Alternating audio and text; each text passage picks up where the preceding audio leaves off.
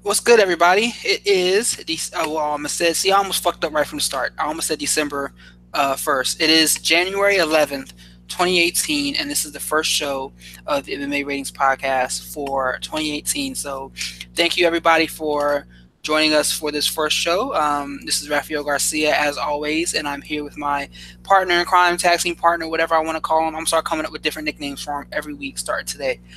We got I'm calling him today. I'm gonna call him number one dad on earth, Schwan Hume. How you doing there, sir? I will take that compliment. I will take that every day. One of the best compliments I can get. I'm doing great, man. Glad to be back on talking about the sport we love. How was your New Year? Man, I meant to stay up. I like knocked out 5 minutes before, woke up 5 minutes after. Dog, Totally I was missed. asleep by 10:30. No bullshit. Out cold. Yeah, I don't know. I don't know. I wasn't feeling it this year. This year I didn't have nothing for New Year's. Me neither, man. It was not just you. I was knocked out before 10:30, like around like 10:45 or so. So it's all good. It When happens. you when you got 6 jobs, you're gonna be tired though. Man, I made it a point not to do anything. Like I didn't leave the house for like the first few days. But let's go ahead and let's talk about a couple things, man. We're trying to work to get our special guest on today. We're supposed to have Arlene Sanchez to join us because she's one of the few ladies who are actually in the corner for fighters. I mean, you think about how prevalent women's mixed martial arts is now across the sport, but how many times have you really seen female corners? We've seen like To be Amanda honest, Nunes. I can only think of like about I want to say about 3 or 4 times, but seeing a female in the corner who is not in a relationship with the person in the corner is Yeah, a rare thing. that's the caveat. I mean, that's a Yeah, big caveat there. So and she we is the hope. striking coach of the UFC champion Nico Montano. Yes, yes, good. So we're looking to get her on the show. So let's see what happens. But other than that, man, we got plenty to talk about anyway. So let's go ahead and kind of jump in because we got a lot of news to really go over. I mean, let's start with John McCarthy. I think that's kind of like it's the most intriguing news from this week because I think it came out of left field. If you do not know, Big John McCarthy has joined the commentary team for Bellator MMA. Jimmy Smith, who's probably one of their most tenured personalities, has left the organization. There's plenty of rumors going on. Has he already joined UFC, or is it just is that still a rumor? It's still a rumor. They haven't done anything Okay. official yet. So, but many people are expecting him to join the UFC and be a part of their commentary team. But right now, it looks like Bellator, they let out a press release earlier this week, I think on Tuesday, announcing that McCarthy is now part of their commentating team. And this is a huge change because McCarthy is one of those guys who. This is actually Arlene right there. So go ahead and talk about this Oh, topic for me real quick.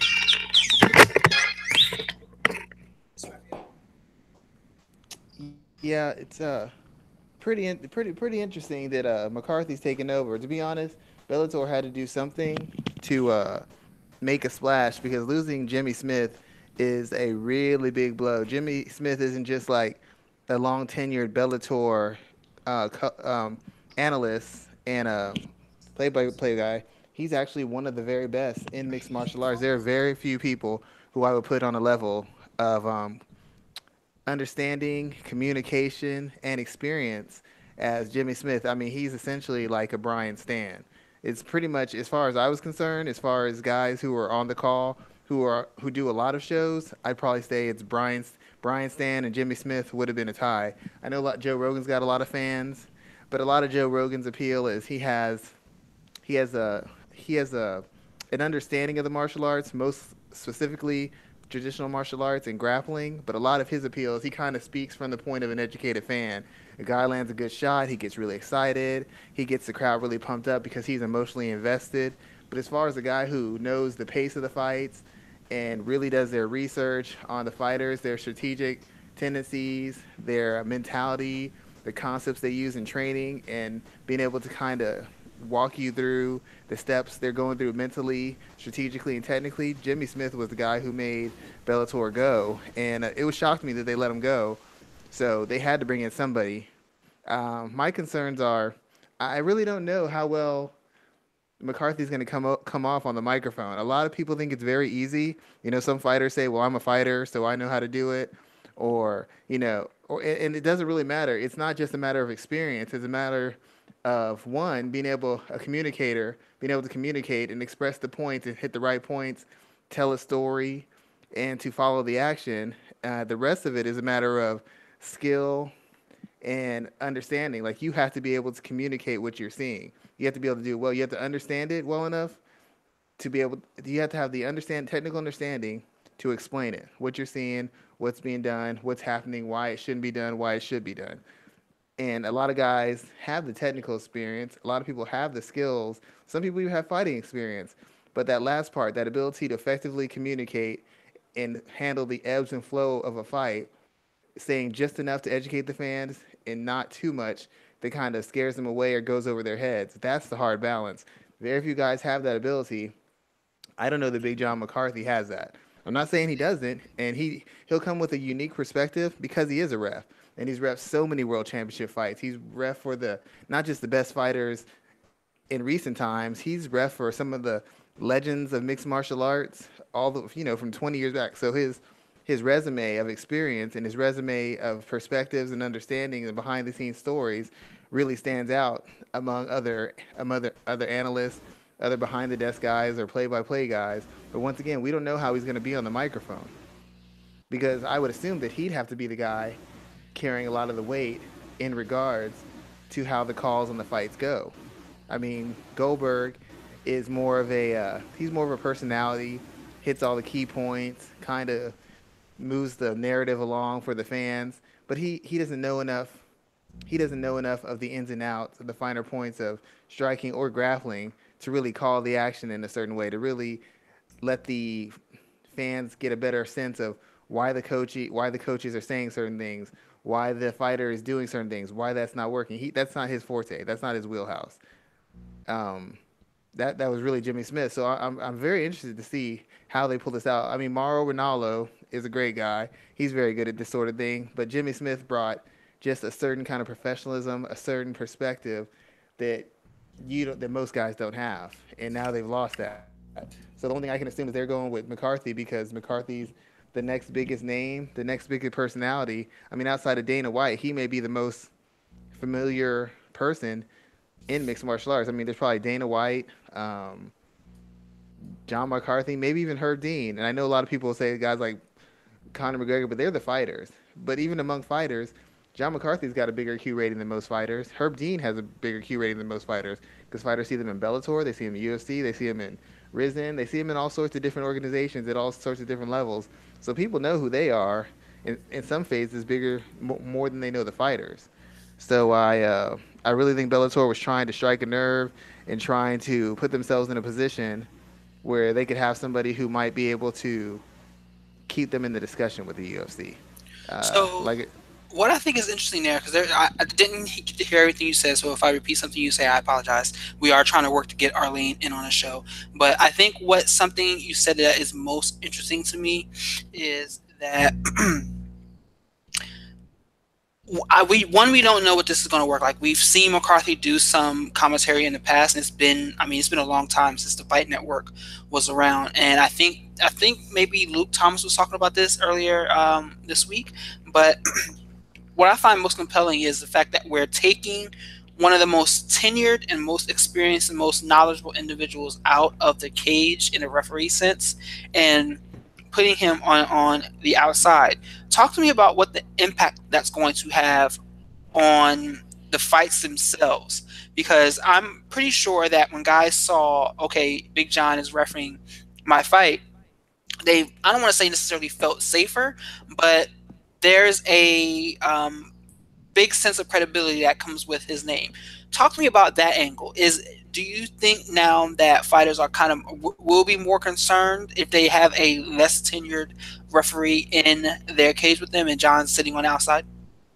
Yeah, I mean, it is going to be odd that the most credentialed and decorated referee will be sitting outside of the cage instead of calling the fights.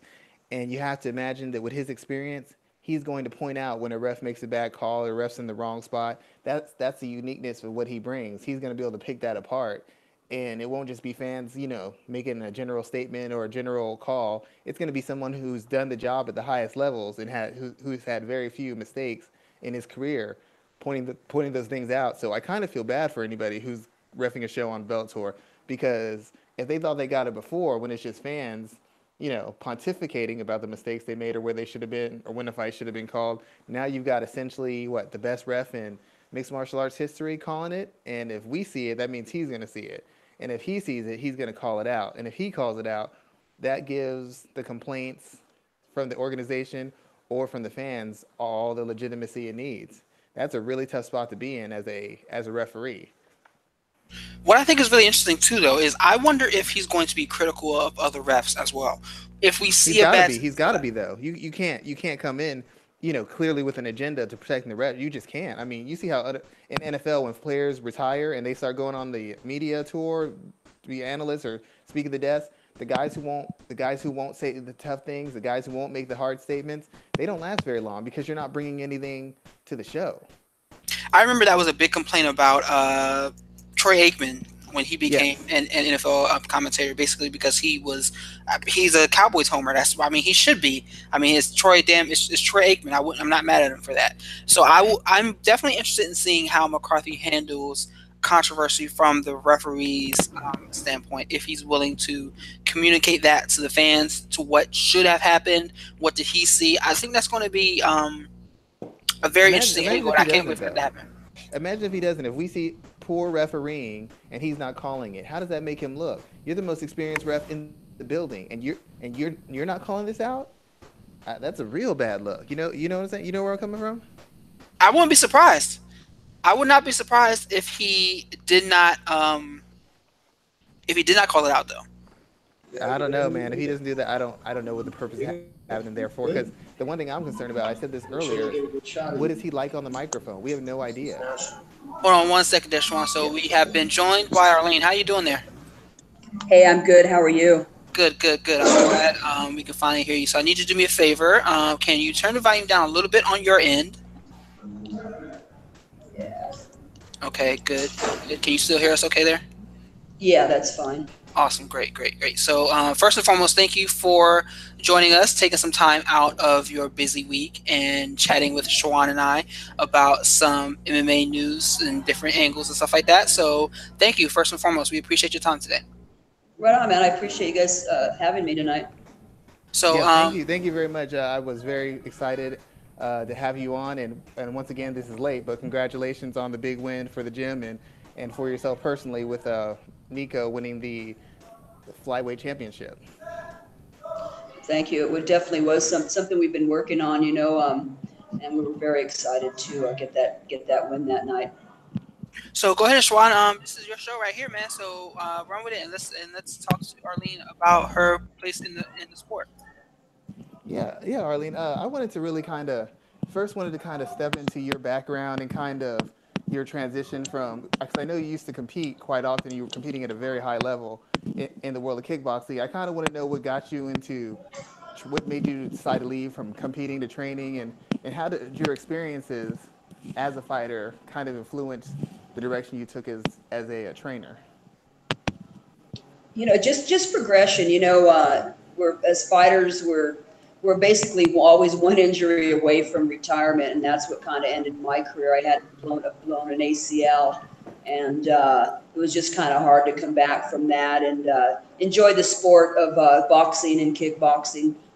Boxing most of my life, and then kickboxing later on in life, and just kind of stayed with it, and wound up meeting my husband and Tom, and wound up just opening up a gym, man, in '98, and we've just been going with our gym ever since, and it's Fit in HB out here in Albuquerque, New Mexico, and so just basically loving the sport that I've done for most of my life, and staying with it, and enjoy helping other people grow into it too. The funny thing about it is, like, as I told you before, like I've trained martial arts on and off for the majority of my life, and the only other female striking coach who I worked with, her husband ran the gym, and he was more of a sambo Brazilian jiu-jitsu guy, and she was like the striking expert. So it's kind of funny to me because that's the exact same situation. It's kind of the reflection of it in talking to you. Sounds like it, definitely. Yeah, she was really great. I'd worked with a couple coaches really good. She was really really detailed and had a kind of a broader scope. Some of I don't want to say all of them, but certain coaches tend to focus overly on the technique and not so much on the strategy and the concepts. And if you're using a technique but you're not using it in the right place at the right time, it's ineffective. No matter how good the technique is, you have to have the time and place for where you're using it. And Right, she was really good about absolutely. that. I had a couple sessions with her. She was awesome. She moved to Houston, so I don't train with her anymore. But she was great. One of the best I've ever Uh, trained with. But that's cool. the weird thing is because a lot of people, the minute they talk about Albuquerque, they automatically go to Jackson Wink. I know there's other gyms. There's a Chris Luttrell.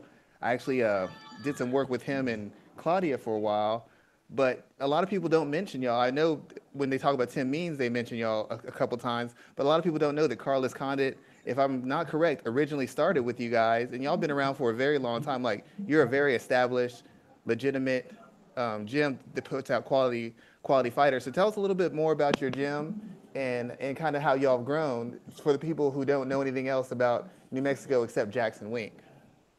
Well, Fit and HB started in 1998. I actually acquired Carlos Condit when he was 15 years old.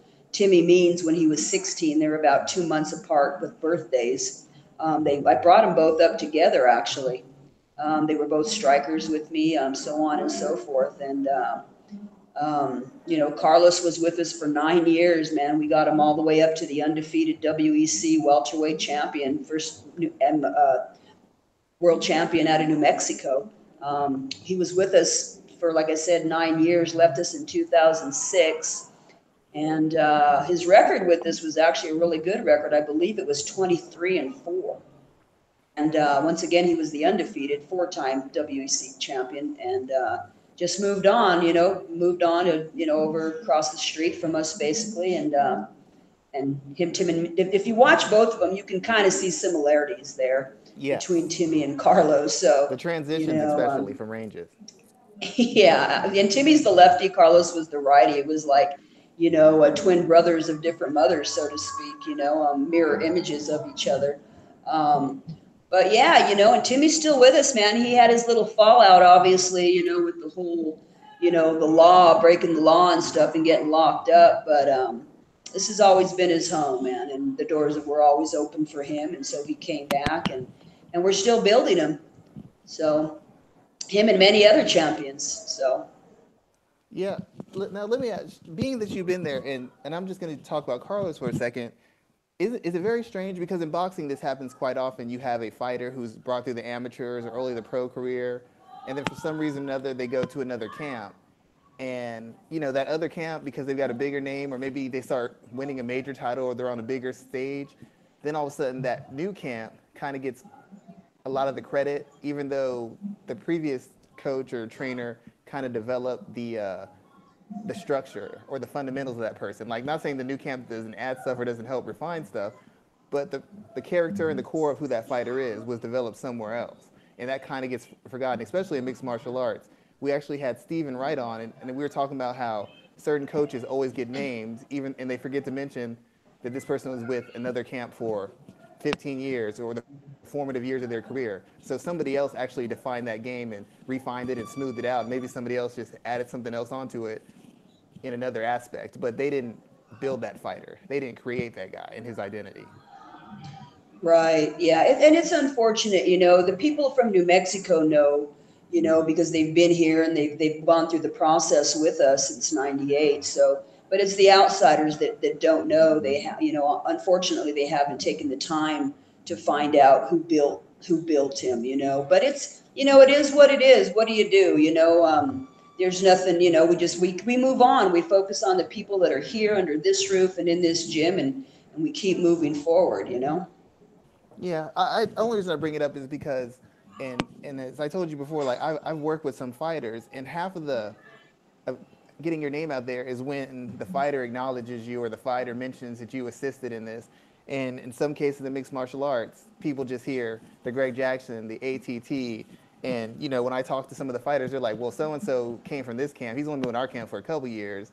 He was with this other camp for 7, 8 years," and I'm like, I never hear that mentioned in an article. I don't hear it mentioned on the UFC broadcast. So there's a lot of good coaches who are getting overlooked or maybe not even being known about because they just key in on those key names: ATT, Cordero, Kings, Jackson, and to me, it kind of hurts the development of the sport because you have so many people kind of, whenever you have a camp, some camps have a system. So you have a bunch of fighters, 40 fighters, all in this system. And it kind of limits the kind of techniques, the strategies, the concepts, and approaches to the striking or grappling that you would see because everybody's flocking to this big name camp.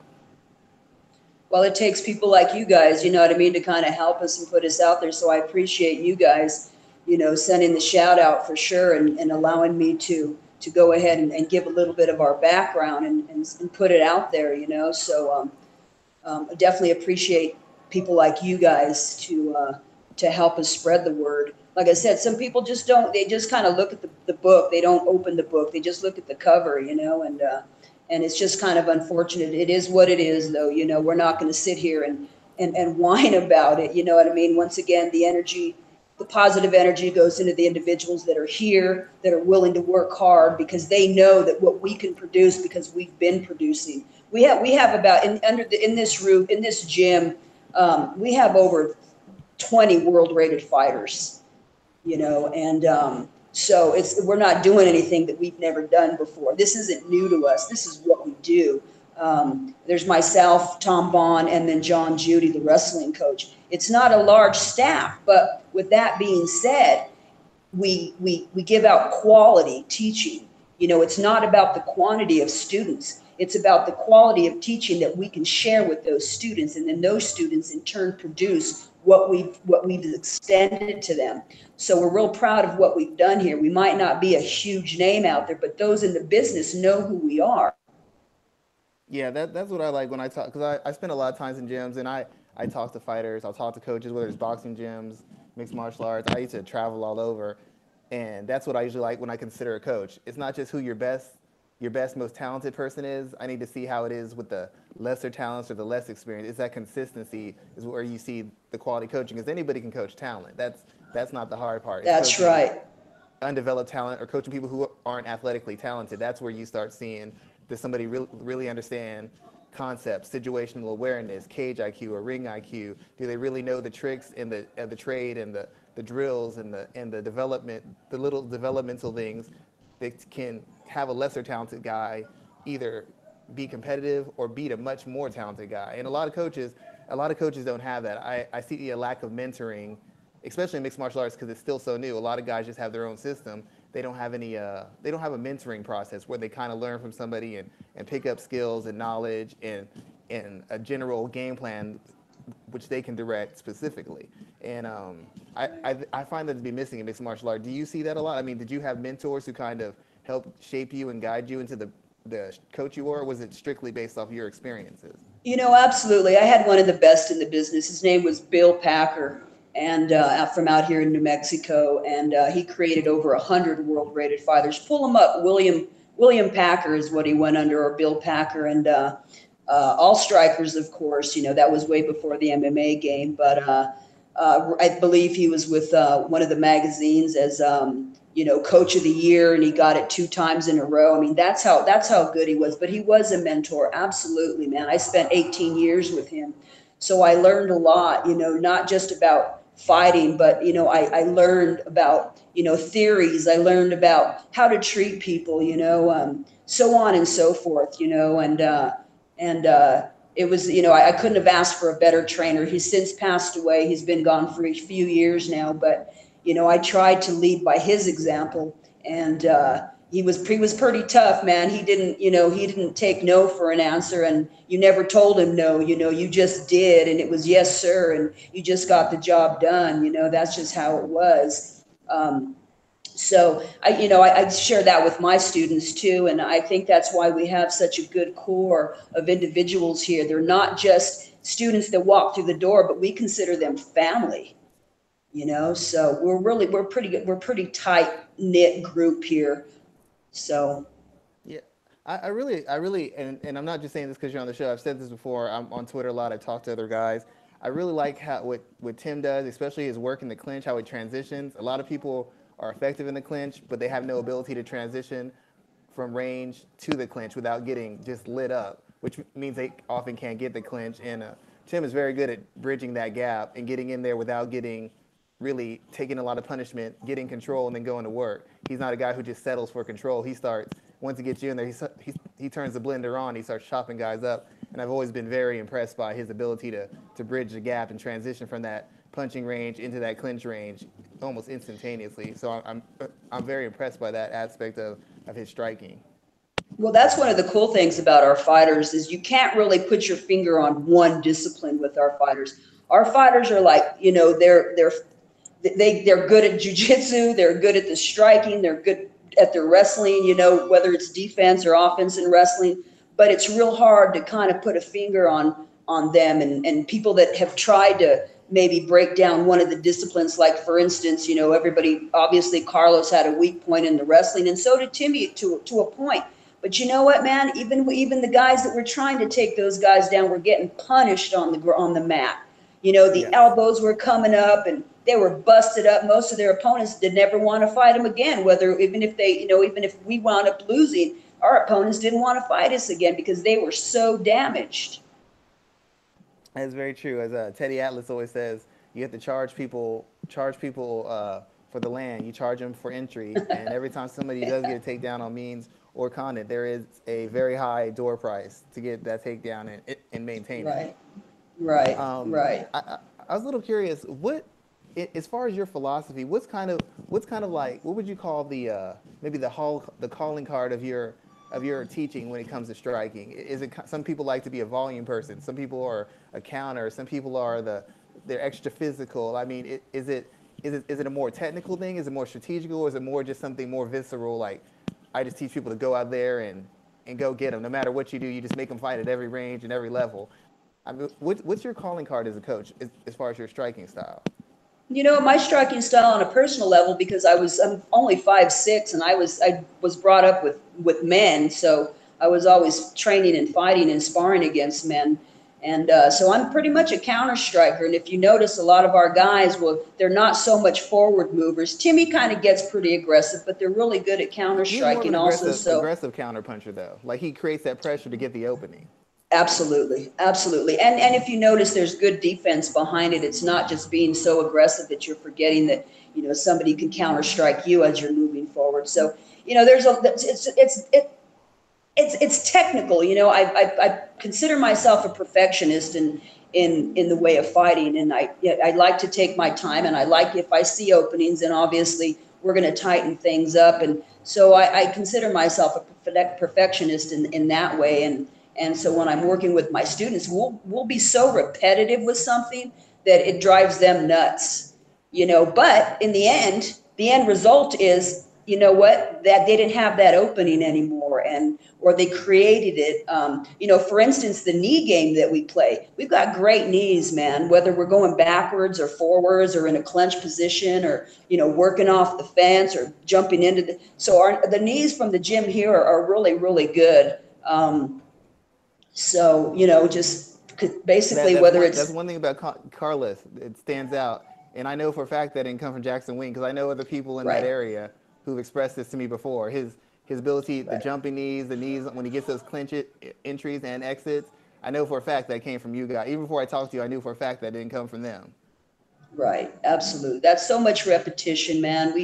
We've drilled knees over and over and over, and that's just what we do. The elbow game too, Muay Thai. I had extensive. I used to train in Thailand quite a bit, and just got some really good pointers from Oppie Day, one of the best trainers, that's since passed away.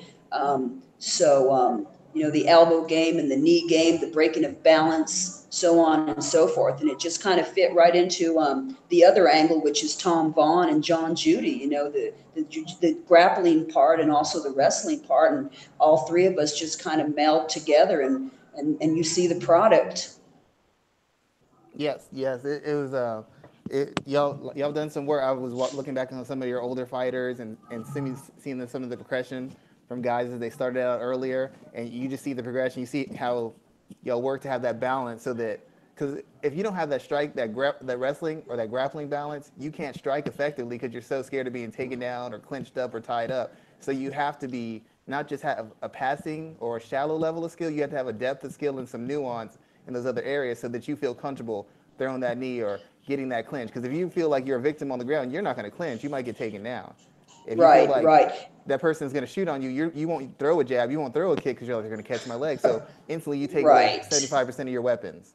Right, That's when you exactly. start seeing And those you, grapplers beat up world-class strikers because the world-class striker doesn't want to go on the ground, so he's just going to throw it's basic stuff, true. and the It's grappler just true beats him that, up.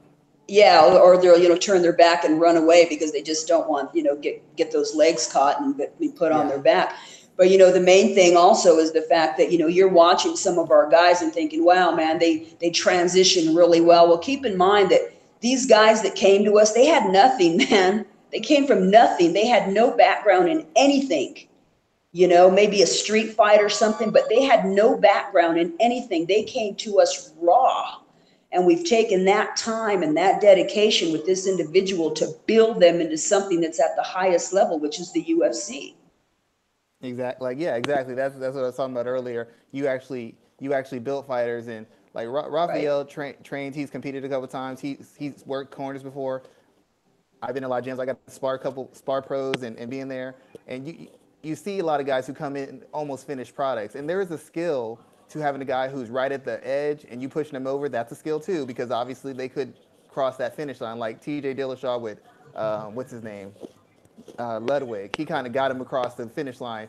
Team Alpha Male got him right Right. there. He pushed him over, and there's a skill to that. Right. But it's really hard to build somebody from scratch. That's the That's most right. difficult thing when they don't have any point of reference or they don't know how good an athlete they are, if they have power, if they have strength, and you're just having to build the confidence and the awareness and the durability and the timing and the ability to read offenses and defenses. That's a lot of work to build somebody from scratch. I'm not saying it's hard not to refine somebody, but it's very hard to build someone. Well, which is why a lot of people like, Uriah Faber and his team got so angry, Yes. when that whole thing happened.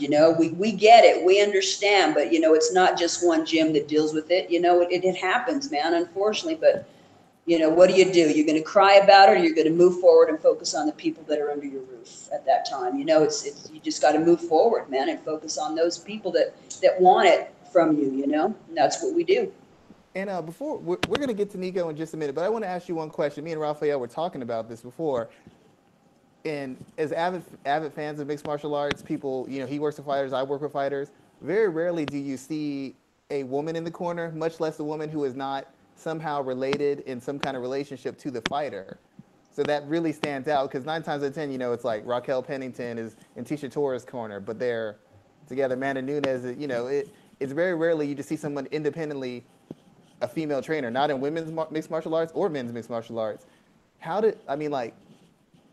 is that experience for you? Because, already, as we stated earlier, to a degree, your gym has maybe not gotten some of the accolades as other name gyms, but as a female trainer, do you feel like that's part of the reason you get overlooked? Do you feel that certain people might not give you an opportunity because they feel you have less to offer for that very same reason?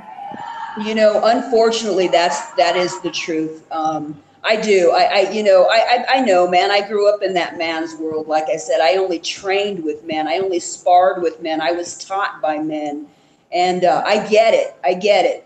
Thank goodness those men gave me an opportunity, and that's why I'm here talking to you today about what we're talking about today, because they believed in me and they gave me an opportunity. I think that, it's very difficult for a lot of men, especially in the fight business, to look at a woman and go, oh yeah, there's no way, you know what I mean? But you know what, if you give me a chance, man, I'm going to show you some stuff you've probably never seen before, or that maybe improve something that you might not be very good at it. The thing is you just got to give me a chance. Work in the corner, that's just norm. I don't feel out of bounds in that. This is what I've done most of my life. I've been in the fight business almost 40 years. I'm 39 years in the fight business now. So this isn't new to me. And it's not new to me that, men feel uncomfortable with women, in the fight business. That's not new to me either. I'm used to that stuff, man. Do I like it? No, I don't, but it is what it is. And fortunately, I've got individuals here that believe in my teachings, and I've got individuals that show people that a woman can teach them and they can be at the highest level because of that female. Look at Bruce Lee. I don't know, a lot of people don't realize his first trainer was a woman, and my gosh, he's a god in the martial arts. People to this day talk about Bruce Lee. So I think, once again, if people take the time to educate themselves, that anybody could be a really good teacher if you give them the time and see what they have to share with you. So No, I have four daughters myself, three 15-year-olds. They're all athletes, and obviously the 5-year-old's just getting started, but we got on a training regimen already. that's I have awesome. to give a shout out to them. It was like when I talked about them on the show. They're very good basketball players, track, volleyball. So I'm all for it. Me personally, me and not so much Raphael. I'm very harsh on MMA corners because like I said, I've dealt with a lot of fighters, and I'm like, what is your corner doing, dude? Like, what are they telling you? There's a guy I worked with once, and he had a really good jab, and his corner told him to stop using his jab, and I'm like, why would your coach tell you that? That makes no sense. It's the best weapon you have. He stopped using his jab, went on a 3-fight losing streak, decided he'd start using it after we had this conversation, goes on a 4-fight winning streak, and then his coach starts telling him, man, that jab's not going to work. You need to be more exciting. And I'm like, you need to get a new coach, dude. This guy's going to Wow. get you killed. Wow. Well, So, sometimes I also think, also, if you've never walked the walk, how can you talk the talk? I've been there, man. You know what I mean? I've been in there. I've been in those trenches. I've been a fighter before at the highest level. So some of these people, I'm just blown away that they're willing to listen to people that've never been in the trenches before. That blows my mind. the thing I like best about you and talking about this is because I've heard you in the corners a little bit. You pay attention. You're not stuck to your view of the fight. Like if you see something different happening in the fight, you were going to call for something different. You're not going to be like, no, we're going to make plan A work. When clearly there needs to be an adjustment based off what that opponent is doing. And a lot of guys get so hung up on the fact that this is what I experience and this is what we do. They at times can walk their fighter into losses because they won't make an adjustment. They Right. and it's like, because some of the guys I've worked with, they have coaches who are fighters, but they get really stuck on plan A. And we're going to do plan A because that's what we do at this camp. And like plan A is getting your guy killed. And they won't get off it because it's kind of since it's their system, it's their kind of ego involved. They Yeah, want to win their exactly. way. Kind of their stubborn ego. Exactly. No, we train for everything, man. And sometimes we're like, we've got this little thing going on. I don't want to call it a game plan because we're not really game planners in that sense of the word.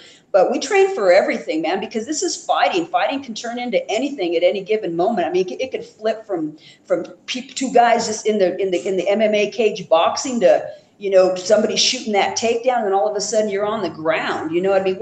We're a multi-dimensional gym here, and I make sure that my fighters are going to especially my strikers, are ready for anything, man. I'm not going to just if we go up against a guy that might be a great kicker, we're going to be able to defend against those kicks. Do I feel like we have to be great kickers to be able to beat a kicker? Absolutely not. What we need to do is we need to be able to defend against those kicks and work those counters on those kicks. And then we're going to smash the person, But we don't Me, have me to and be you a should be kicker best against a friends. good kicker, Me and you should be best So, friends. We can have these conversations all day long. I love these conversations.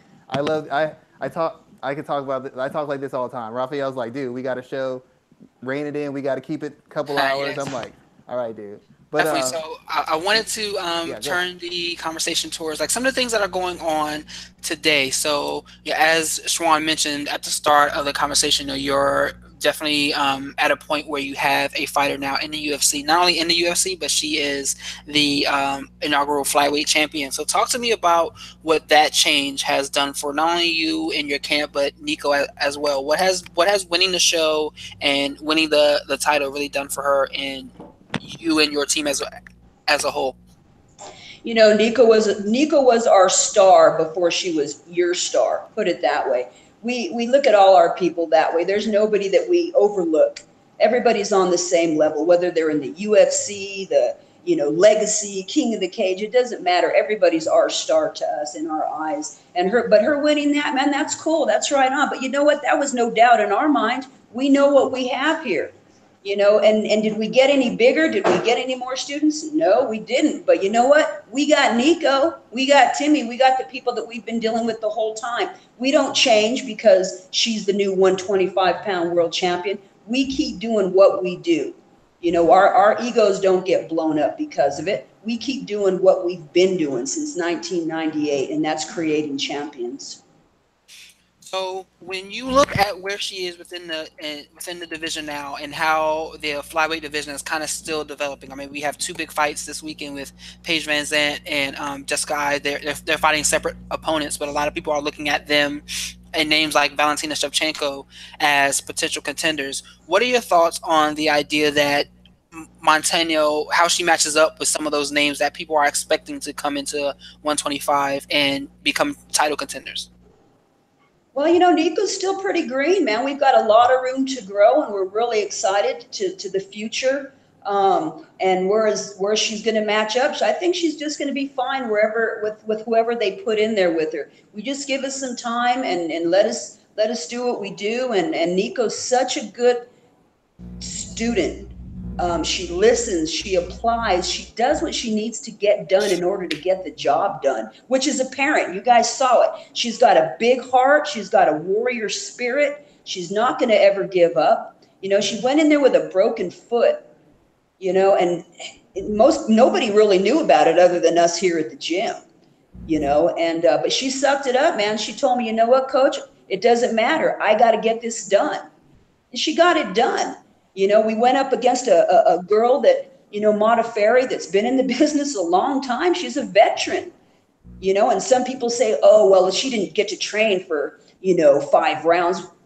Mata Ferry's been training for 14 years.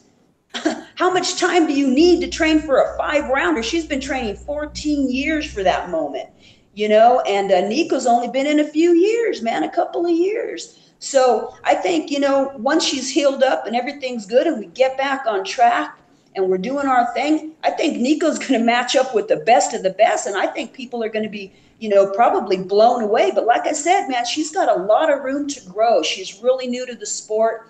And we're so excited to move forward with her and to retain the belt. You know, we're really excited for that. We're excited for the women's divisions. We got other women here also that are in Invicta, other promotions also that, you know, are so excited about it. I think the women's divisions right now are blowing up. I think some of the women's fights are actually sometimes more exciting than the men's fights. You know, so I look forward to seeing the women's divisions grow, and I'm thankful to Dana White that he added this 125 division. That's the weight that I used to fight at, and that's one of the largest weight classes there is for women. Hey, Arlene, I wanted to ask you something real quick. Well, first of all, a lot of people kind of were complaining about the quality of the competition in the house. It was clear who they wanted to be in the finals. We all know that. That was very obvious. Right. And a lot of people, and I'm not hating them for it. I get why. But the thing about it is, a lot of people are saying, like Valentina, first of all, on a technical level, and I'm sure you know this, so I'm not telling you anything you don't know. A lot of people forget why Valentina's had the losses she's had. And if you understand why she had the losses she had, then you know that with a little bit of seasoning, maybe even right now, that Nico has a chance, at least a 50-50 chance of beating her because of some of the tendencies she has that have cost her big fights before. There's a reason she lost. And it's not just because somebody's bigger, stronger. There's actual strategical and coaching things that were done that cost her those fights. I've said that many times before on the show. Raphael can vouch for me on that. But what I really want to talk about is a lot of people didn't give Mata Ferry her props. This was the best Mata Ferry that's ever existed, for one. And I'm not going to lie to you. I actually picked her to beat Nico, not because I thought she was just so much better than her overall, but it's that veteran experience. Experience matters a lot to me. Experience matters a whole lot to me. And my question is, with a lot of young fighters, is when they get in this, at some point, if you're fighting a veteran, they're going to figure you out, and they're going to put you in a bad spot. And a lot of young fighters don't have the poise and the self-discipline and control to, A, survive, and then B, make an adjustment and come back in that next round and take the fight back over. And when I was watching the fight live in that second round, it seemed like Mata Ferry had made the read, she had the timing, and she was about to start taking over in the fight. And I thought she was going to walk Nico down. And then Nico, rough spot, and then she came back out, and she made an adjustment as far as the volume and the physicality and how she was approaching, and that made a difference. From that point on, it was still a back and forth fight, but she was, in my estimation, more firmly in control of the fight from that point on. It was still a tough fight because Mata Ferry's got so much experience. And she's world-class tough, world-class hard. Nobody's going to doubt that. But I really was impressed by the poise she showed. And a lot of people still say she's green, and I know you feel that way. But in beating Murphy Honchak and Modafferi, those are some of the most experienced women in mixed martial arts history, period. That, to me, that would make her grow like, that's worth like 10 fights against regular girls. Because these women are all women who are very comfortable in multiple ranges. They have a high level of experience against the best in the world. And I feel that that's going to help Nico immensely because she's been tested by people who are so proven. And most girls aren't getting that kind of competition at this point in this point in their career. Agreed. Agreed.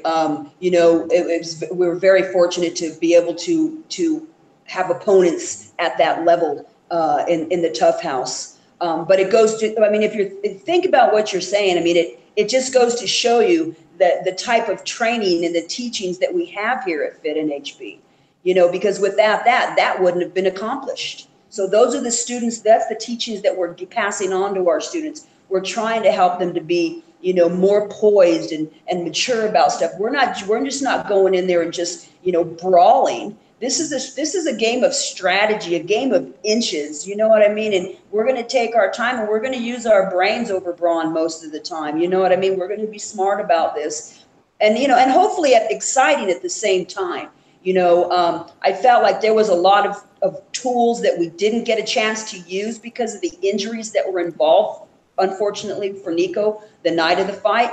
But as we progress and as she heals, things are going to start coming out. And I don't know if you've ever watched any of her past fights before the Ultimate Fighter House, but you know what? She's pretty technical, man, and she's really rounded. So we just got to go ahead and keep moving forward with that, get her healthy. And we're still working, man. And I think you guys are going to be really amazed at who this young lady comes out to be the next time you see her fight. Well, I could tell the technique when she was fighting Murphy because Murphy applies a lot of pressure. She doesn't have really good footwork, but she applies so much pressure she can trap people and get her hands on them. And she kept on turning her and exiting and entering on those angles and switching up what she threw and switching up which order she threw it, and that kept her off balance the whole time. I liked how she had that the versatility because against Murphy, she kind of out-slicked her, hit the angles, gave her some variety, gave her some volume, and just essentially picked her apart. Against Honchak, she came right out and she just basically manhandled her. She kind of went to the opposite end of the spectrum and just bullied her and worked her over. And then she comes in against Modafferi and she's out working her on the feet because Modafferi, even though she's improved, she's not very organic in how she strikes. She's not a natural striker, so a lot of her stuff is rehearsed striking. Right. And right. Modafferi I felt in the second round she kind of figured Nico out a little bit, and then Nico made an adjustment. She came out there and to me it seemed like she was doing less like clean combination striking, putting up the volume a little bit more. And when she got in clinches or tie-ups, she started punishing her, started being real physical with her. Like she knew Modafferi can handle that level of punishment, that level of physicality, and so she took advantage of that instead of real clean fight where Modafferi would have some moments to rest or maybe set something up or bait her into overcommitting on something and walking into submission. That was my read on the fight.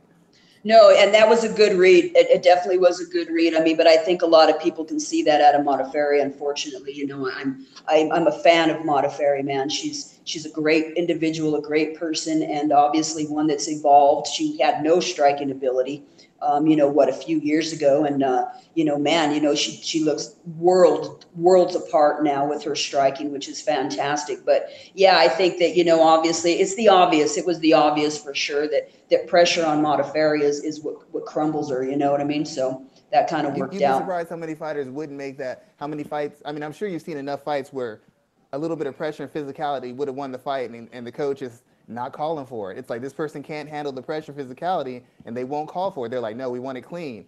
Sometimes you can't have it the way you want it. Like I always tell guys I work with, let's just get the win this time. We'll worry about clean and exciting all that next time. Let's just get this win first. Well, you know what? I got this thing that I kind of always go back to. I feel like fighters are born, not necessarily, especially champions. Champions are born, not necessarily. Fighters are born and champions are made. Nico's one of those born fighters, man. She just kind of got it. She's got this natural sense. Obviously, you saw that. And you can't train somebody for some of those things. Some of those things just come naturally, man. That heart she was born with, she was not going to give up in any position that night or in any of the fights that she's been in. So, that was true. She never, no matter if she got taken down or she was up against the cage, even if she got taken down, she fought the takedown when she got down. Even if she wasn't getting up, she was fighting to get up. So the person didn't have that safety zone. Like, I got her down. She's going to try and think and recover. She was trying That's to right. scramble up or trying to get a submission or trying to reverse instantaneously. Like, so you're working That's it right. every minute in the cage. Yep. Because, as you know, a veteran, they have their safety spots. And when you're going up against a veteran, young guys tend to get a little defensive. So they're like, oh, wait, I don't want to make a mistake. So they cover up, and it's like you just let them have rest. Now that's 30 seconds of rest they have. Right. So, Right. No, you know, we I were really appreciated what she did. so Do you proud think of long her. term Yeah. this is going to kind of start benefiting y'all? Like, do you think this is going to be like the turning point? Because I mean, this is a very big thing. The inaugural champion. There'll be other champions, maybe, but until she loses the belt or retires, she's the one and only. She's the first. That's historic. Right. You know. Well, her foot's in the door. She's made history already. She is the first one, and as what you know as well as I do, you're not the real champion until you defend that belt. Yeah. So our goal is to defend that belt to become the real champion at 125, and and then move on from there. So we're hoping that the injury heals soon, and like I said, we get back. We start doing what we've been doing with her, and we move forward, and we get ready to defend that belt that she just won. But Nico, she's a hard worker, man. I think she was way underestimated in that tough house, but that's okay because our background, and we've always been underestimated, man, and we've always been dark horses. And our people come out victorious, man. It's been a wonderful thing, but keep underestimating us, please, because it's okay to underestimate us because we're going to come out victorious, bottom line. Yeah, I've seen a couple of fights. I talked to some people I knew about it who were involved, and I was like, Honjak's in trouble, dude. Like, I know she's good, but this is a couple years later, and I saw, like, I think one or two of Nico's fights, and I'm like, I don't think she knows what she's getting herself into. Like, they've seen all the tape on you. Nico's a fan of women's mixed martial arts, so she's seen your fight. You probably have not seen her, so you have no idea what you're walking into, which is the worst kind of scenario to be in. You never want to not know anything about who you're facing. That's because by the time you find out, it's too late. Right. And we even tell our students, we don't underestimate any of our opponents. We want them to be the best they can be. We're hoping they can be the best that they can be on fight night because we're going to be that, so we underestimate nobody in the fight business, not a soul. Even if it's their first fight, we don't underestimate anybody. We make sure we do all our homework, even if we don't get to see a video on them, which is just fine. Which as I go back to, we train for everything, man. We don't have this game planning thing going on. We train for it all because we need to be prepared when it does come out there. We need to be prepared. We're not going to be like without an answer. So that's what we do. I can tell you, the team that we got here, man, there's only, 3 head coaches here. It's been working. We're not going to change anything. We've been having a great time. We have great students here. We have many, many champions here, male and female. And what we've been doing is working. So we're pretty excited about the future. And hopefully it does hold some bigger and better things for us. Hopefully our name does get out there. And if it doesn't, it's okay. We've been doing this 20 years next year. So I guarantee you, I'll be saying your name quite a bit. I'll be talking about it quite a bit because that was a very impressive job. A lot of people are trying to downplay it because of the competition or whatever. You can spin any way you want. You beat some of the most successful female mixed martial artists in the history of the sport, and you did it with a girl who was still learning, still not even at her peak at all, and she did it impressively in every fashion. And I really hope that it starts benefiting y'all as far as you getting more students and just more mentions and more opportunities, because that's what takes you from that. Not that you're not at a high level, but takes you to the mainstream and gets you those opportunities and sponsorships that come with being associated with a certain fighter, being associated with being at a certain level. I mean, hey, but what's cool, man? We're not looking for all that glam and shit. You know what I mean? We're digging right where we're at. It's all good. We enjoy the people that we have because they're still grounded and they're humble.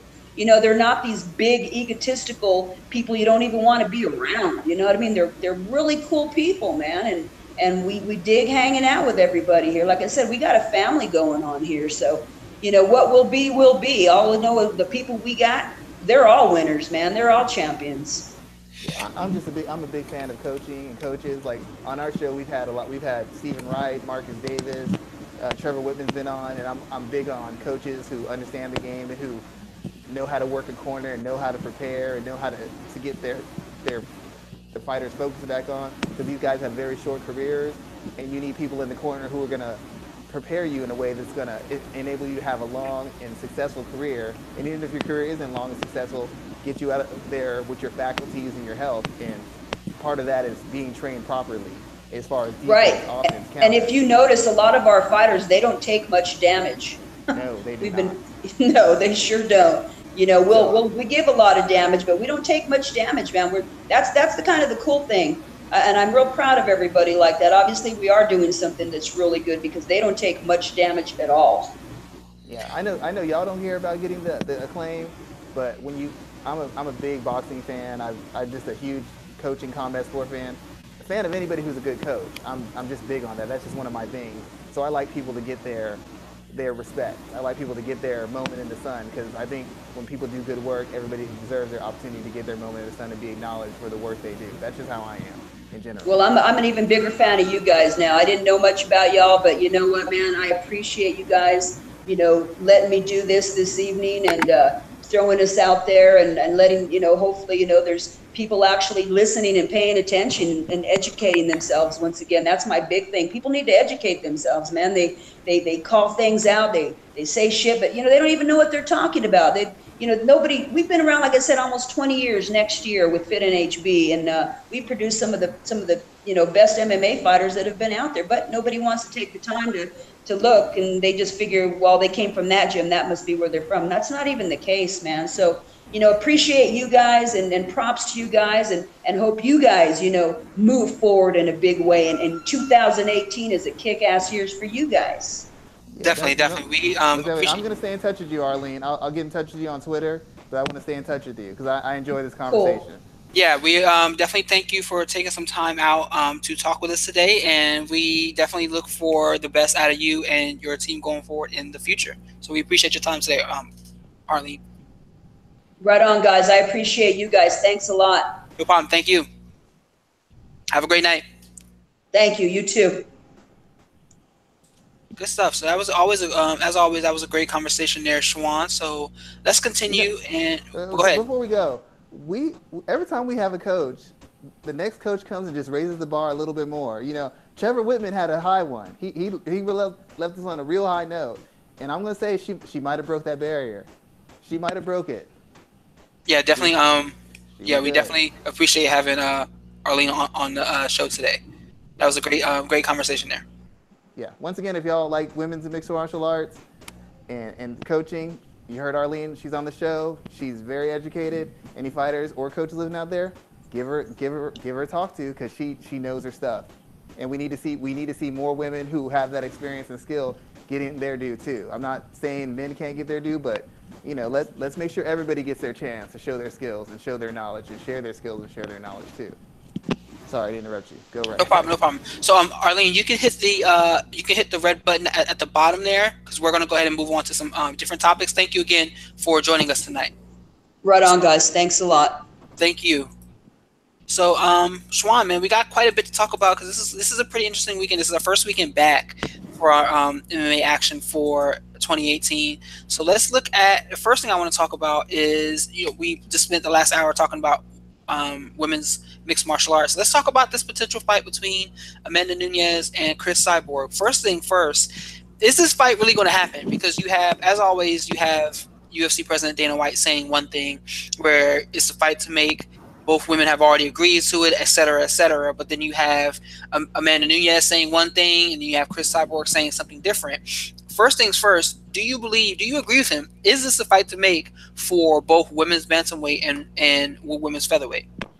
If you're trying to get a money fight, a fight that's going to draw some kind of interest and has excitement, Amanda Nunes, having beaten the two biggest names in mixed martial arts, women's mixed martial arts, being Ronda Rousey, Miesha Tate, coming off of another successful title defense, and Cyborg being essentially undefeated and coming off of title defense, it'd be the biggest fight you can make because of Nunes' record for knocking people out, being a dynamic athlete, being a dominant champion at her weight. Obviously, Cyborg's been a dominant champion since she's been on there. So this is probably the best and biggest money-making fight you can make for Cyborg and probably the most competitive. The only problem I have with this is, and I have a lot of problem with Amanda Nunes, and I feel bad I shouldn't, but she could have had this fight if she wanted it. I don't know why she's talking about it now. She could have had this fight. If she would have said, no, I don't want Holly to get this fight, I'll take it. They would have given her the fight. She could have had this fight anytime she wanted in the past year and a half. I don't know why she wants it all of a sudden now. Like, maybe because she doesn't have a better option. But Nunes could have had this fight. All she had to do was ask. I guarantee you all she had to do was ask. And they would have made the offer to Cyborg. I have no idea where this is coming from now. So like I was even listening to, I guess the MMA Beat, they were talking about it, how this is a fight that has been mentioned for quite a long time, since both of their days back in Strikeforce when Amanda Nunes fought at 45 as well. I just, like, me personally, I understand why this is the fight to make right now for women's mixed martial arts, because really for both divisions, where else do you go? With Rocky being injured right now and not being able, I mean, she's clearly the number one contender in the bantamweight division. Women's featherweight, you don't even have a division there. You have Megan Anderson, who can't. She has personal issues that are keeping her out of the octagon right now. And she can't win the fight. Well, I mean, there's that. There's that. I definitely know you've spoken a lot about that. Then you have the other individual that Cyborg has mentioned, who's the current Invicta champion as well. But she's really she's a really unknown individual within the sport. You can't put her in a main event contest against Cyborg. Is this really all that they can do with both of these weight classes? Well, that's been the problem in both weight. That's why the flyweight, strawweight, every weight below 35 has been more competitive, because they have more girls who fit into that weight class. I mean, to be quite honest, 45's never had a lot of people in it. If you think about it, the Ronda Cyborg fight was supposed to happen years ago, because Ronda used to fight at 45. 35 wasn't popular at all until she dropped down and the whole Rousey movement really caught fire. But both divisions have been fairly pedestrian as far as the overall talent. You have about 3 great world-class talents in the division, and then everybody else is, I mean, they either talented but they lack skills, they're skills but they lack physical talent. And then with the new division, the flyweight division, you got half the girls in bantamweight dropping down to fight another weight class. So I mean, they really don't have as many options to really build a division, especially at 45. I know Cyborg says she wants to build a division, but there's really only like 8 fighters in it. I mean, actually, most of the ranked fighters are in Bellator, to be quite honest. So, I mean, there's not really a lot of people you can have an actual 45 division. It's going to be mostly girls who are moving up from bantamweight, maybe really large bantamweights, moving up to 45. There's just not enough bodies, not right now. So, I mean, if you're trying to make money and have a fight that people might think is competitive, who else do you put Cyborg in? There's nobody in Invicta who they think can beat Cyborg.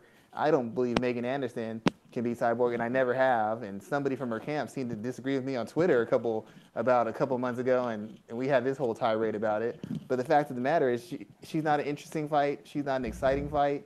The one they had, Cindy Dandois, she was in the UFC. She just had a big win at lightweight, but the UFC made her fight at bantamweight instead of having her come in at featherweight. She could have fought Cyborg for the title, but they've kind of eliminated all their options. It's like they're almost trying to back her into the corner and make her have to fight Nunes. Because, I mean, who else? There's nobody else who's under their umbrella right now at 45. Durandamy won't do it. No point in having Holly Holm fighting a rematch.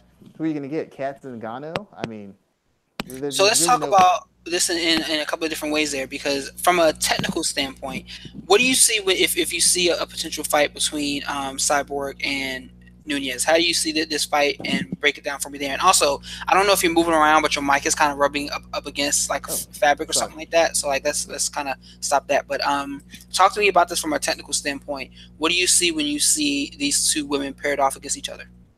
The biggest thing before you get to a technical standpoint would be the fact that Nunes is probably an elite athlete with real power, real explosiveness, real physical strength. And that's what's going to be the difference in enhancing the technique. Like Holly Holm was a counter striker, but she's not a dynamic striker as far as her power. So anything she did, any shot she landed, didn't have the same effect as something that Nunes would throw. And Nunes is a very aggressive counter puncher herself. So Cyborg would have to be a little bit more careful in how she applies pressure, because Nunes hits very hard. She kills girls at 35, which makes you think that she could at least hold her own with Cyborg in exchanges, at least as far as distributing abuse. The biggest problem I see for Nunes is that Cyborg notoriously puts a lot of pressure on people. She's very active, even when she's using controlled aggression. I don't know how Nunes operates when she has someone who's not afraid to fire off on her, someone who believes she can take her power, and someone who's willing to attack her at all three ranges. Cyborg will attack at distance. She'll attack with the hands in the pocket. She'll get into clinches. She'll grapple. She'll wrestle with her as well. And most girls are kind of fearful. They allow Nunes to be very successful on the feet because they don't want to have Nunes get on top of them. They don't want to tie up with Nunes because Nunes is known for throwing girls around, exploding into the clinch with strikes, or getting people down and finishing them. Cyborg isn't going to have that fear of Nunes. Cyborg's probably more accomplished across more ranges than Nunes is. She's actually, in my regard, she's actually the better technical striker. She just gets hit a little bit because she's a aggressive counterpuncher. She pressures you to create the openings, to make you fire, and then she counters you. And if you do that, you're going to get hit regardless. Regardless how good your defense is, you're going to get hit. But the biggest problem is she can fight Nunes at every level. And when Nunes has had to fight at every level or really had to work in a round, she tends to get tired. People say she doesn't get tired, but that's because most girls don't make her work because they're kind of fearful of certain spots. Cyborg is not fearful of any spot in dealing with Nunes. She trains with better people in every possible range than Nunes. The thing that Nunes has an advantage of is she's younger, she has less mileage on her, and she can hit for power. Cyborg hasn't really been in with a really big hitter in a while, somebody whose power she had to really respect. So let me ask you this question there. What do you think this fight looks like over 5 rounds? Does this fight even go 5 rounds? Because as you mentioned, Cyborg is an aggressive fighter, and Nunes isn't one who has ever kind of had to face that type of aggression. I mean, I'm sitting here thinking, I can't even really think of anyone who's kind of come forward on her. Even Kat Zingano's win over her was more like a desperation win at the last minute. And I'm sitting here trying to think now. I can't think of someone who's been known to pressure Nunes as Cyborg would. What do you think that looks like over 5 rounds of action? It doesn't even go 5 rounds. I think initially it's going to be really careful because they're both counter type fighters, and nope, they're not going to want to just set off exchanges. It's going to be really methodical at first. And after like the first round, maybe late in the first round, after the first round, somebody's going to get clipped, and that's when you're going to start seeing the exchanges heat up. The reason I don't think it goes all 5 because one, like I said, I've seen Cyborg go 4 or 5 rounds routinely. Of course, she's not being tested in these 4 or 5 rounds as far as being pushed, but I've seen her do it. And the fact that she's attacking at all ranges, I feel the fight around the second round, that's when you start seeing the heavy exchanges. You start seeing the back and forth. I tend to believe that Cyborg can handle her power. I don't know how Nunes responds when Cyborg starts countering heavily because Cyborg's known to work the body. And Nunes, I don't care what anybody tells me, I don't think her gas tank is there when you make her work. So I think between around the 3rd round or so is when Cyborg will really kind of take over. And if it goes a decision, she's going to be in control from 3rd round on. If it doesn't, I would think she stops her in the 3rd. I don't like Nunes' defense. Her defense is girls are afraid to engage with her because they don't think they can hurt her and they know she can hurt them. Cyborg will be the first girl she's had to face who's got as good or better striking and who's capable of actually doing damage to her. Like in an even fight, when she fought Zingano, she beat Zingano up for 2.5 rounds and just gassed herself out. Cyborg doesn't have to wait for her to get tired to finish her. Cyborg can finish her from round 1 to round 5. And that's a different thing than what she's had to deal with before. And I've never thought Nunes' defense is very, very good, to be honest. Everybody hits Nunes. If you're willing to take the chances to get hit, you can land on Nunes. A lot of her defense is the fear of what she's going to fire back at you. Cyborg puts so much pressure on, you have to fire off just to keep her off you. So I think Cyborg's defense is better, and her body attack is what's going to end up essentially setting her up to finish Nunes. But like I said, if Cyborg comes in too crazy or gets too wild in exchanges, Nunes has the ability to finish her. I just think that Cyborg's more proven as far as her durability, her seasoning, and her experience, and she'll be able to navigate that and control that on her way to a win.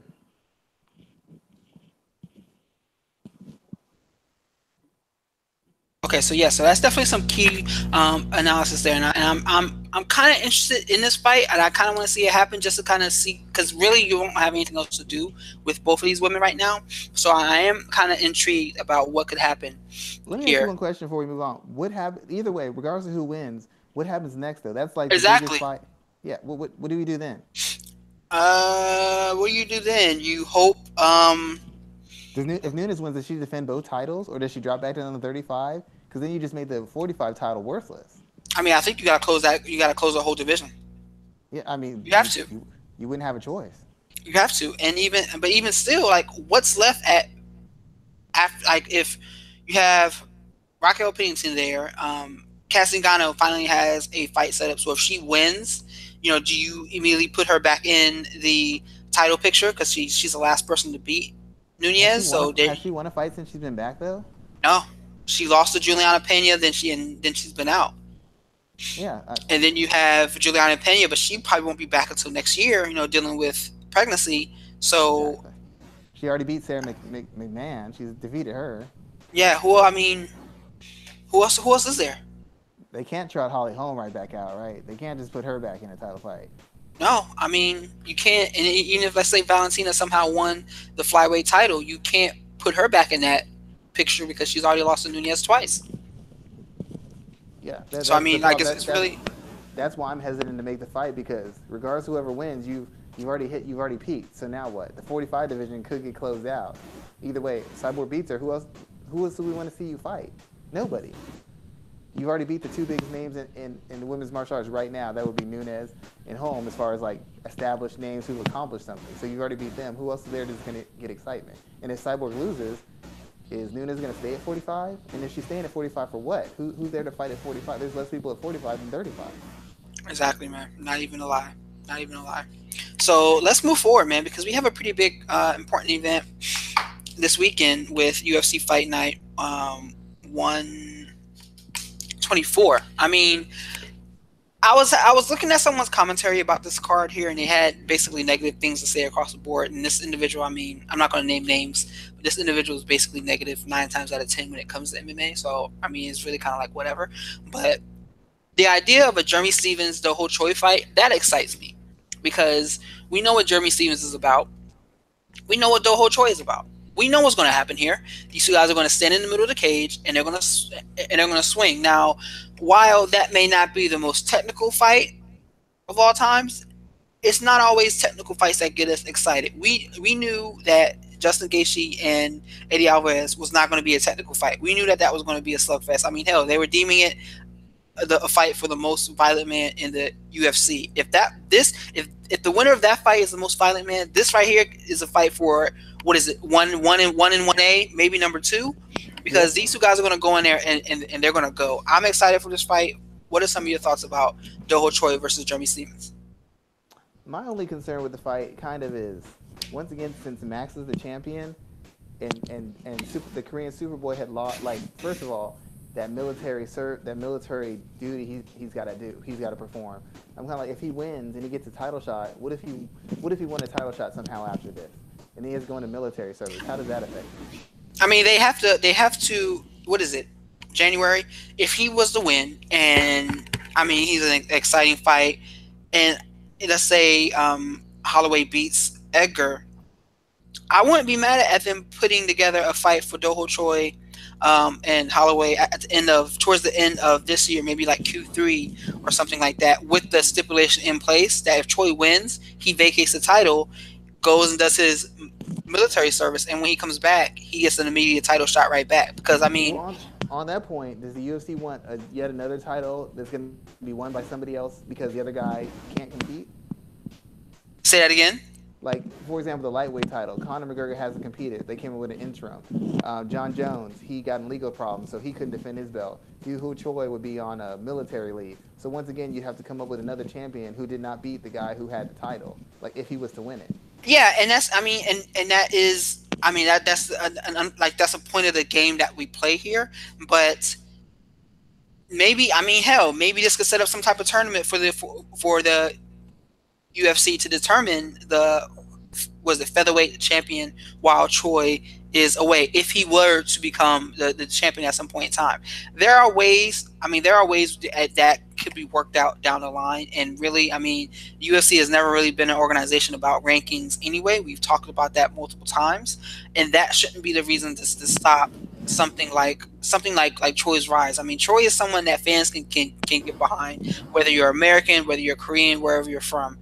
And if he were to get by Stephens, if he were to find himself in a title shot situation, I would have no problem with him getting that shot and potentially becoming the champion, knowing that he's going to go away for his mandatory service. Yeah, I mean, it's an exciting fight. It's a fight for the fans.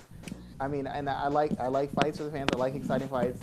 I just like it when you don't have to make the choice between good fight, exciting fight, and important fight. And I know Stevens has won a couple, but Stevens really isn't anywhere near the title fight, and they're trying to make this as some kind of title eliminator where the other guy has a leg up. And I don't know that either one of these guys, regardless of how they win or who wins, would be a legitimate challenger. I mean, Holloway essentially has run through the division already. So if Stevens wins, we've already seen that. And Yeah. We've seen Stevens versus Edgar too. So I mean, what I would say is that if we, like, let's say we did end up with Stevens winning, what I would do with him, put him in there with Brian Ortega. If he can defeat Brian, then maybe he does deserve a title shot again. Like, there's ways we can work this out. I mean, honestly, I sound like I'm sitting here trying to fix a relationship or something like that.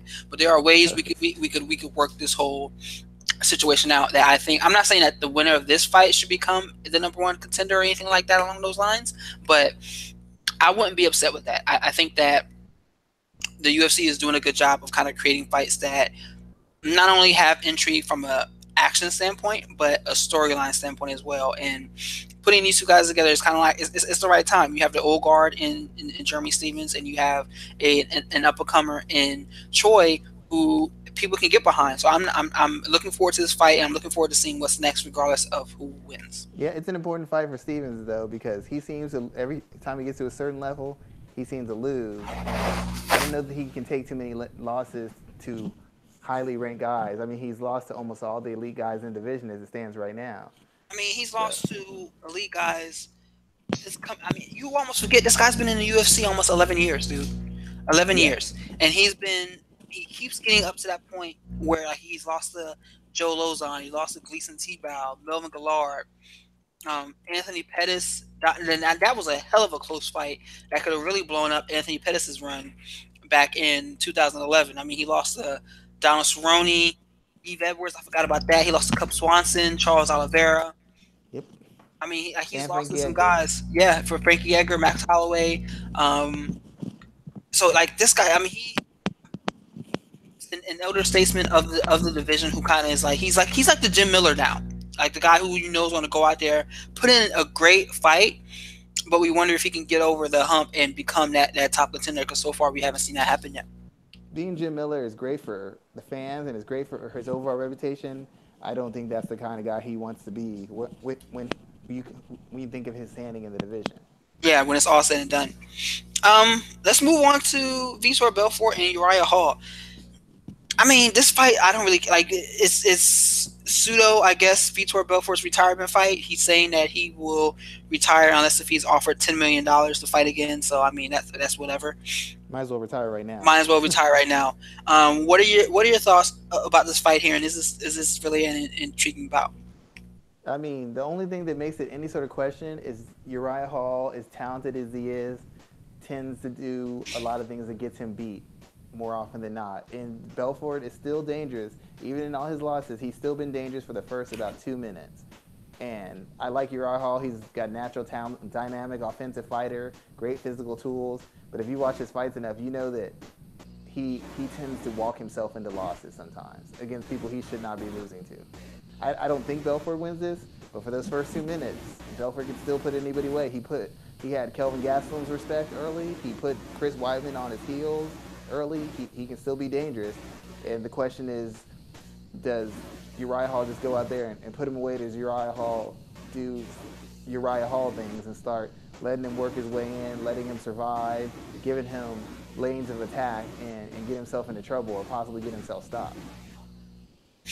I can see that happening. I mean, we've seen him put himself in a dangerous position time and time again. Yeah. What do you think about Hall? Go ahead. I think he's a championship level talent. I mean, offensively, with his striking, even with his grappling, he's good enough where he should be top 5, top 3. He should be thinking of challenging for Robert Whittaker, getting a rematch with him, but he's just so inconsistent mentally. you just never know what he's going to do. He might get in a tough spot and just hang in there. He might explode with some offense and kill somebody. He might just sleepwalk through a fight and get beat up for 3 rounds. You just never know what to expect from him. And when you don't know what you can expect from a guy, it's very hard to ever really bet on him. No matter what he can do, you just never know what he's going to do. So how do you really ever bet on that guy? Yeah, like really, how do you ever really bet on him? Talk to me quickly about Belfort's legacy, if this really is his last fight. Well, I mean, I know he's had the drug problems or the PEDs thing, but the fact of the matter is he's competed in almost every major organization in mixed martial arts. UFC originally, he actually won a UFC tournament. I mean, he was competing at that point, won a heavyweight tournament. He won a lightweight title. He competed in Affliction. He competed in Pride. Like, he's a stalwart and a legend of mixed martial arts. Even with the TRT thing, the fact of the matter is when he was using it, he was allowed to use it. So that's not cheating. He was allowed to use it. So those wins over Rockhold and over Bisping still stand. That knockout over Dan Henderson still stands. Because even though people consider cheating, it was underneath the rules at that time. I know he's got a little bit of the steroid thing on him, but I mean, with a guy who's had his career for as long as he's had it, and it still managed to be relevant. I mean, up until probably about the last, 3 or 4 years, he was actually considered one of the better middleweights in the world. I mean, he's a legend by any estimation, and even though people who might not like him and think that he's weak, mentally weak, and he quits, the fact of the matter is he's shown a high level of skill throughout the entirety of his career. Whether he's won or lost, he's shown skill, he's shown determination, and he's shown improvements. From all the, you can't be in this business for this long and not improve, and he's constantly improved from every stage he's gone to. So I consider him a legend, and even with the steroid thing, I don't hold them against him any more than I hold it against guys in Pride or other divisions who were using it too. That's kind of the way it was back then, and I can't hold the TRT thing against him because he had an exemption and that was legal. So if I'm gonna do that, I gotta hate Dan Henderson because he was using it too. Yeah, there's so many guys. I consider him one of the better fighters, not one of the top 10, but he's probably in the top 15, top 20. I mean, okay. he lost to the best too many times, but when you have as many wins as he has against as many different types of guys and as different calibers of guys, he has to be in the top 20, 25 of MMA fighters all time. Definitely, probably top 10 Brazilian fighters, top 10, top 7. Yeah, I can definitely say that there too. Imagine if that armbar would have worked. Oh man! Oh my God! Against John Jones. Imagine. I mean, he might be top 5 all time. I mean, beating John Jones, that would have been better than anything else in his entirety of his career. Beating John Jones is like Highlander. He just took his power as his own. But yeah, that would have been life changing. I know he's a big star and he's huge, but that would have been life changing. That would have put him in that Nogueira sort of era of fighter. That's where it would have put him at. So let's move on, and we have next up Paige VanZant and Jessica. What's her name? Jessica Clark. Yes. Rose Clark. Yes. This is an interesting fight, man. And it's funny because I wrote about a piece about Paige VanZant and the UFC needing to be protective of her person, I guess her on-air personality, because I'm just kind of watching how people comment about VanZant now, and it's a lot more negative than it was in the past. A lot more negative, like the narrative around her. And, you know, people are going to be trolls online regardless of the fact, but people are being a lot more negative about Paige VanZant. Let's talk about this fight first, though. This is their flyweight debut, and what do you see here? I just don't know what Paige VanZant is going to show up like. The best Paige VanZant is the one who is creating scrambles, engaged in firefights, taking as much as she's given, getting you in the clinch, and beating the hell out of you before pounding you out on the ground or submitting you. That's the Paige VanZant. It takes advantage of her physicality, her strength, her pace, her cardio, her body control. It takes advantage of all her best physical tools and kind of minimizes the lack of seasoning and layer of skill she has in striking and in grappling, because she's got general skills, but she's not super technical on the ground. She's not super technical on the feet. A lot of what she does is based on her athleticism, and what you're supposed to do with a fighter like that is slowly have improvements over the years, so then by the time you get to a title fight or you're 7 fights in, you turned yourself into a more technical brawler, a more technical fighter. You don't just try to go to the extreme, and in her last couple fights, She went from being a face first, high volume, pressure type of fighter into an out fighter who's throwing jumping kicks and trying to use her jab and lead right, and it's just terrible. And she can't do that against Rose Clark. Rose Clark's got better footwork. Her boxing's cleaner. She's better in exchanges. Her defense and her offense is tighter. If she does the same thing she did against Watterson, the same thing she did against Beck Rollins, she's gonna get beat within an inch of her life. Like, I picked her to beat Watterson, and all she had to do was be the bigger, more aggressive physical fighter and wear Watterson out. And for some reason, she decided she was gonna have a distance kickboxing match with a high-level traditional martial artist / competitive kickboxer. It basically played her game and got beat up and then submitted. And I just don't know which Paige Van Zant's coming out there. If I knew she's gonna do what she needs to do, I would say she could win just because of her physicality and her pace. But if she's gonna do any of that, I'm gonna try and be super technical and pick her off on the outside and all that stuff. I don't see how she wins. Jessica Clark she's got, like I said, she's just got better footwork. She's got a better feel for the striking, and she's much more fluid in her defense, offense, and counters in the striking. I mean, you saw what she did to Beck Rawlings. She just outclassed her. And Rawlings, if anything, is tough, strong, and can apply a lot of pressure. And she just took her apart. She took her best shots, and then she started rolling under him, countering him, and picking her apart. And Van Zant, I don't care how long she's trained, she's not a natural striker. And I don't think you can pick up that level of craft in this time frame. The one caveat is, if you saw on Twitter, I think Clark said that somebody had broken into her home in Las Vegas. Mm-hmm.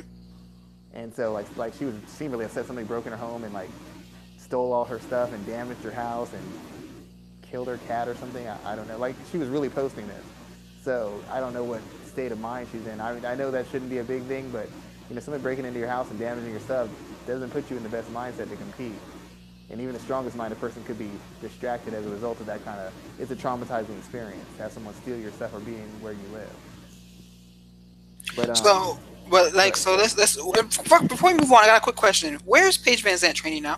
Is she still with Team Alpha Male? I have no idea. I really don't. Nobody said anything. I thought she went back to her original camp, but I always see her hanging out with Team Alpha Male, so I really have no idea where she's at, which is another problem. I know where Clark is. Clark's with Syndicate MMA with John Wood, who does a great job, great work. He does excellent work. So I know she's getting good rounds, good quality. I have no idea where Paige is right now. I have no earthly idea. Could not tell you. We should definitely look into that. I wonder where she is right now. I'm gonna pick up a phone. I'm gonna make a phone call and ask a friend of mine if he has any idea. So let's move forward from there and let's talk about a fight that I'm really interested in.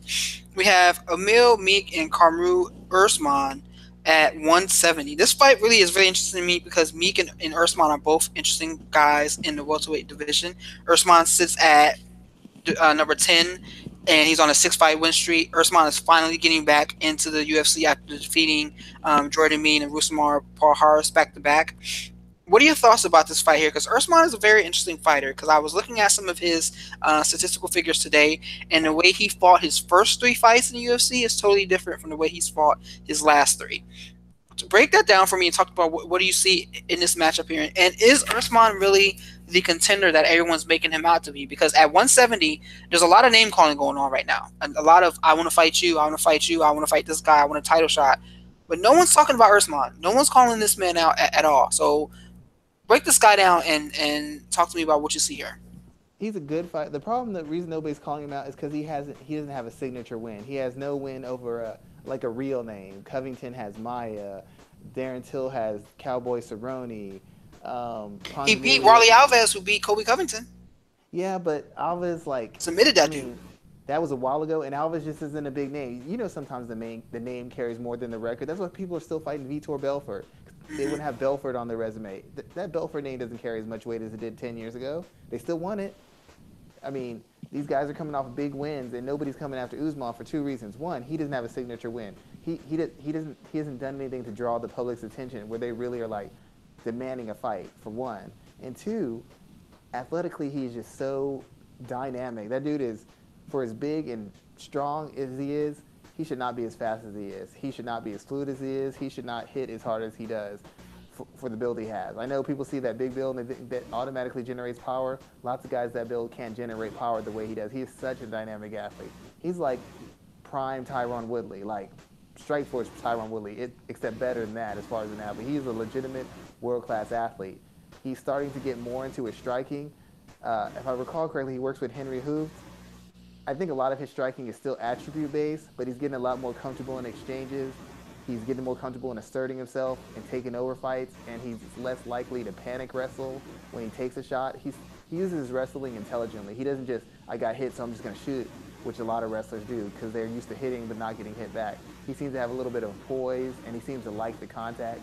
More importantly, he seems like he can take the abuse in striking and make some adjustments. I still think his defense is a little suspect, and I still feel he leans on his athleticism a little bit too much for my liking. But there's not enough guys in the division who are going to be able to make him pay for that, especially when he has that ace in the hole of his wrestling. Because whenever he wants somebody down, they just go down, and they don't get back up. So there's two reasons people aren't calling him. One, it's risky. Two, it's not worth the risk because getting beat by Usman, that builds his brand. Beating him or beating him isn't going to build anybody's brand except for the hardcores, and losing them, since he's not a name, is going to send you tumbling all the way to the back of the line. So that's why a lot of guys aren't calling him out. I think he has a future. I'd really like to see him shore up his defense, though. I feel like defensively he can be had on the feet, especially as aggressive as he likes to be. And I don't know how good his chin is as far as taking real shots from real big hitters, but with some of the mistakes he's made in trying to get his volume off or trying to do certain things, I feel like there's a high price he'd be paying against a more composed striker or a guy who's a little bit more durable and isn't so fearful of his athleticism or his power. Yeah, I'm definitely going to agree with you there. I'm looking forward to that fight, man. I'm definitely looking forward to that fight. I'm also looking forward to the Michael Johnson versus Darren Elkins fight here. This is a dangerous fight for Johnson. A very, very, very dangerous fight. What do you see happening here? And is this his kind of his last chance? Yeah, I think it is his last chance because I mean he's what is he 1-4 in his last 5 fights? Yeah, Yep. he's 1-4. And to be honest, the story with him is always the same. He starts off pretty well, and if he doesn't get you early, guys essentially just start taking over and either start backing him up and walking him down, or they just finish him. And that's been the story of his career. I really think this fight could look a lot like Khabib Nurmagomedov is like we would consider him wealthy as far as his skills and his ability. Darren Elkins would kind of be like the lower middle class or poverty level version of him. If Johnson doesn't get him out quick, like Johnson doesn't just blow his doors off or beat him into submission, I expect Johnson to get tired. I expect the guy to keep pushing for takedowns, get his hands on him, grind him up against the cage, get him down, and then just basically do a great value brand version of the beatdown that could be put on him. I feel like Darren Elkins is the worst guy to get tired while fighting. Outside of Khabib, he is probably the second worst guy, and he's not a guy who's going to quit. You have got to starch him. Like he's like, man, it's like you have to hit this guy with you have to bring a steel chair into the octagon with you and hit this guy with it over and over again because he's just not going to get tired. And I don't think Johnson has the before he fought Gaethje. Oh, his footwork, his boxing. To me, his footwork and his boxing have never been great. I don't think he has the skill to outbox Elkins and use angles and circular movement for 3 rounds and win a decision. I don't think he can do that. And if he goes for the knockout quick and he doesn't get it, we saw what happened to the last guy who tried to finish Elkins and didn't get the job done. We saw what happened to that dude. And plus with the weight cut, he's never fought this weight before. So is he going to be willing to take those chances? Even if he hurts Elkins, is he willing to open up completely? Because he doesn't know how his body's going to hold up under the stress of it. If he wins, it'd be a great win for him. But it seems like this is kind of a fight. It's like literally a last chance fight, and they're banking on Elkins beating him. I don't know that Johnson has a fan base. I don't know that the UFC brass likes him that much. So it seems like they put him in with probably the worst matchup he could be in, outside of Elkins striking being kind of suspect. But if Johnson doesn't finish him in the first half of the round, I think he's going to get taken down. He's going to get roughed up and either submitted or just beaten within an inch of his life on the way to a decision loss. That's really the only way I see it. He's either going to finish quick or he's just going to get beat up for 3 rounds. That's pretty much how his fights have all gone, win or lose. Win, dominant win, athletic win, loss. He gets tired, he slows down, a guy gets his hands on him and just beats him up or submits him. It's kind of the pattern of the entirety of his career. And he's lost to a lot of guys like Darren Elkins, grapplers who are physically strong and tough. He's got a lot of losses to guys like that on his record. Yeah, you're definitely right there, man. You're definitely right. There's one other fight I want. Actually, no, that's it. What other fights are you looking forward to this weekend? What kind of stands out One to you? one fight I'm actually very concerned about is Jessica I, because Yes. she's dropping down and she's, I don't know, she's on like a 5 fight losing streak at bantamweight, and the problem was she never should have been at bantamweight because with the hole she has in her game, you have to be a top end athlete to manage those holes, or you have to be a technician. She's not good enough at either one of those things. So now she's trying to go back to this weight because that's going to be a fresh start for her. But she hasn't made this weight class in what, 5 years? I mean, it might not be as easy as she thought it was to make the weight. And once again, even if she loses it in a new division, that's still like going to be 6 fights in a row. She's got to be getting close to being cut. And the biggest thing I have when people drop weight is usually when people drop weight because it gives them an advantage. You move up weight because you figure your speed, your athleticism will manage the size disparity. You drop down weight because you figure the increase in your punching power, your strength, and your durability will make up for your technical flaws. Very rarely do guys move weight and actually fix the holes in their game. Lauren Murphy dropped down a weight class. She's the same Lauren Murphy. Beck Rawlings dropped down a weight class. Fights the same way. Doesn't fight any better. Fights the same way at flyweight as she did at strawweight. Lauren Murphy fights the same way at flyweight that she fought at bantamweight. There's no change. They didn't improve as fighters. And I don't know that Jessica I has been told what she's. I know she's been told what she's doing. I talked to her coach. I've talked to her coaches before. I know she's been worked on, but I don't know that in her mind she understands what she's doing wrong because she loses these close fights, and she seems so angry when in fact the reason she loses the fights is because she starts winning them, and then for some reason she stops doing whatever's successful and does the opposite until she loses a decision, and then she gets mad that she lost a close decision. And I don't know that she's fixed her cage IQ. I don't know if she's fixed the fact that her chin goes up when she gets into exchanges. I don't know that she's fixed the fact that her jab gets predictable and basic the longer a fight goes. I don't know that she's fixed that. And dropping a weight class that she hasn't made in 5 years is not going to make those problems go away. So unless she's addressed those problems, it's going to be another loss in another weight class, and I can't see her staying in the UFC after that. So I'm very interested to see how this fight goes because this is kind of a make or break moment for her. Even if she wins this fight, that's only one win in the past 5 or 6 fights. The next fight she loses could be her walking paper, so she needs to actually go on a winning streak, and a fairly impressive one very soon. What do you think happens to her? Where does she go if she does lose? I guess she could try Bellator. To be honest, I mean, if I was her, I told her coach, one of her coaches, I was like, she needs to drop. She does not need to be a bantamweight. I've said this routinely. I mean, she got dropped by Miesha Tate. I love Miesha Tate. You know I'm a Miesha Tate fan. Miesha Tate shouldn't be putting anybody on their butt from strikes. Nobody. That right there tells you you're in the wrong division. So after that, I mean, there's options for her, but coming off the streak she's coming off of and not being a big name, I don't know that she gets the money she wants. I don't know that there's going to be easier matchups for her outside of the UFC because there's lots of flyweights and they're very good. So, I mean, anywhere she goes, it's going to be a tough road for her to succeed in.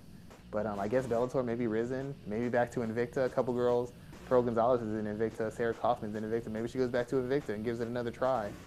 But this is a tough fight for her. She really can't afford to lose. I don't care if it's a bad decision or she gets robbed. She can't afford to lose this. She can't afford to be competitive. She can't afford anything. She needs to get a win in this one, and it needs to be a pretty legitimate win, in my eyes. I don't know. Maybe the UFC is just really cool with her, but she's been given a lot of rope, and I can't see her going much further. I mean, they finally cut Angela Magana, and her and Magana's record in the UFC is pretty similar, actually. Yeah. And it's going to be an interesting fight card on Sunday, so I'm definitely looking forward to that. I'll be covering it for Fight Metric as well. What are some of the other things that you wanted to talk about? Is there anything else that you want to let everybody know you're working on for this week? I don't have anything I've been really working on. I've been thinking about doing an article on this new boxing venture Zuffa's going on because in every interview, Dana White keeps talking about how much money he's going to pay people, flying them out on jets and all stuff, and I can't imagine what his fighters who are actually managed by him or promoted by him now are thinking, who've never been on a jet in their lives and don't make very good money, feel about him telling boxers he'll outspend other promoters to get them into his promotion. That seems like he's opening a door that he does not really want to open with his own fighters. Yeah, definitely there. Let's see. So I am working on a couple of different things as usual. So there's a lot of grappling kind of kicking off this month. This is going to be a big year in grappling as well. So there's a lot of stuff going on. Craig Jones versus Jake Shields just announced earlier this week. I'm looking forward to that. Um, Working on some pro wrestling pieces as well. Panthers are out of the playoffs. Not surprised. So I got some stuff to cover for them for this week. They got rid of their whole offensive staff too. No, they fired everybody. But I mean, when it's Norv Turner, you've seen what he's done. So how do you? I mean, if I'm getting fired for Norv Turner, what am I really gonna say? I mean, I've seen the good and the bad of Yeah. Norv Turner, so we'll see. The first couple years, he's usually good. Then he gets a little antsy, wanting a head coaching job, and that's when he Yep. usually starts mailing it in. Yeah, then you got Nick Saban trying to come back into the NFL. So Is he real? I heard he wasn't trying to. Is he really? yeah, man, he's supposed to be eyeing that job in New York. So we'll see what happens with that foolishness. But it's I was pretty sure the guy from the defensive coordinator. I heard he was the guy who had the lead on that. And the thing is, From they're yeah, well, they're it's him, and they're also looking at the guy from Carolina as well. So it'll be interesting. There's a guy from Carolina, Steve Wilkes, that they're kind of looking at too. So it'll be interesting to see what happens there. And before we close out, the last thing I wanted to say was last week, the jiu-jitsu community lost someone very important in Dave Jacobs, and he was a black belt that had a gym here in. I think his gym was in Virginia, the Virginia D.C. area, but I actually had the opportunity to share the mats with him when he just first started opening up his academy, maybe about 2 years ago. Here, he's given some good friends of mine there black belts, and a lot of them are really kind of heartbroken right now. They have a open mat Saturday to kind of celebrate his life, and then the go home service is on Sunday.